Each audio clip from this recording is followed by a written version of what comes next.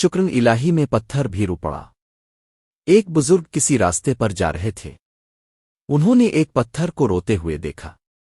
انہوں نے پتھر سے پوچھا، تم کیوں رو رہے ہو؟ وہ کہنے لگا، میں نے کسی قاری صاحب کو پڑھتے ہوئے سنا ہے، جس کا ترجمہ یہ ہے کہ انسان اور پتھر جہنم کا ایندھن بنیں گے۔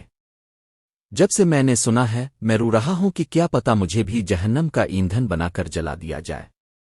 اس بزرگ کو اس پر بڑا ترس آیا، چنانچہ انہوں نے کھڑے ہو کر دعا مانگی، اے اللہ، اس پتھر کو جہنم کا ایندھن نہ بنانا، جہنم کی آگ سے معاف فرما دینا۔ اللہ تعالیٰ نے ان کی دعا قبول فرمائی۔ وہ بزرگ آگے چلے گئے۔ کچھ دنوں کے بعد واپس اسی راستے پر گزرنے لگے تو دیکھا کہ وہ پتھر پھر رو رہا ہے۔ وہ پھر کھڑے ہو گئے اور پتھر سے ہم کلام ہوئے۔ پھر پتھر سے پوچھا، اب کیوں رو رہے ہو؟ تو پتھر نے جواب دیا، اے اللہ کے بندے، جب اب پہلے آئے تھے تو اس وقت کا رونا تو خوف کا رونا تھا، اور اب میں شکر اور خوشی کی وجہ سے رو رہا ہوں کہ میرے پروردگار نے مجھے جہنم کی آگ سے معافی عطا فرما دی ہے۔